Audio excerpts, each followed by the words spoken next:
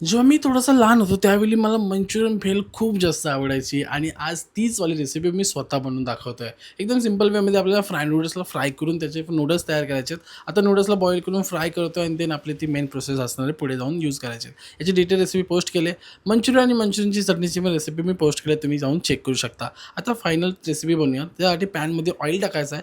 बारीक चॉप करून याच्यामध्ये कोबी ॲड करायचे आहे. मित्रांनो याच्यामध्ये फ्राय नूडल्स क्रश करून टाकायचे. सुरुवातीला हे सॉफ्ट करण्यासाठी ॲड करतोय म्हणजे ते सॉफ्ट झाले पाहिजेत. त्यानंतर याच्यामध्ये ॲड केली ही मंचुरियन चटणी, शेजवान चटणी जे आपल्या होममेड असणार आहे त्यांची डिटेल रेसिपी मी ऑलरेडी पोस्ट केली आहे. याच्यामध्ये थोडंसं चवीनुसार मीठ टाकायचं आहे, थोडंसं ॲरोमेट पावडर असेल तर ॲड करू शकता.